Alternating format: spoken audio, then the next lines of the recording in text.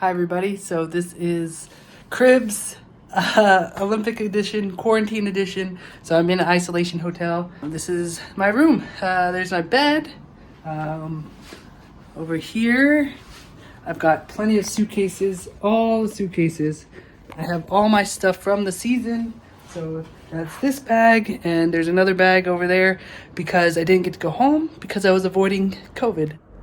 I think part of the frustrating about this whole thing is that we did everything we could to try and avoid COVID. We didn't go home since November 10th with the Bobsled tour. We didn't go home.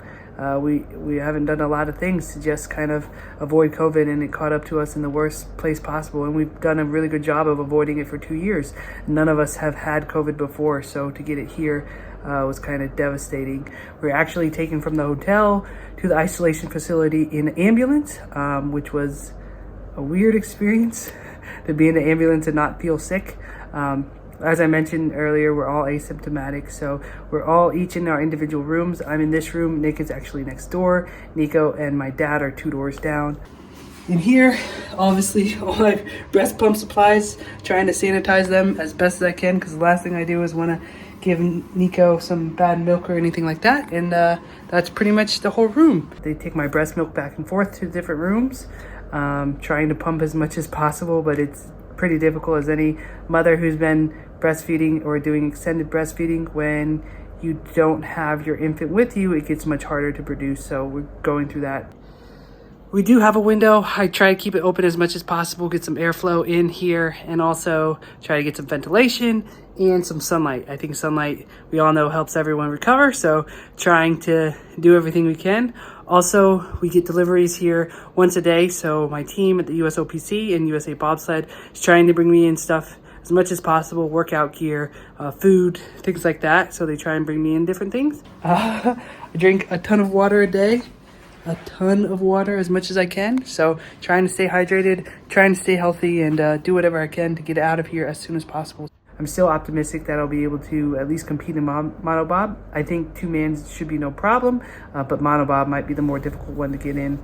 You know, I'm 37 years old, was really looking forward to having these games, being able to represent the U.S. in 2 different medal opportunities and going after it and potentially winning 2 different medals this time and going for it. And, you know, this was going to be my games to get those medals and ride off into the sunset with my kid and, you know, just decide whether or not I wanted to retire afterwards. I can say this has kind of made me rethink about whether or not I want to retire, because I really want a chance to go after these medals, and I don't know if I'll have it. And I will still be plenty fit enough for 2026 games. I'll still be plenty strong enough and fast enough to be able to compete, but it's been really tough on my family, really tough on Nico, but he's a great kid.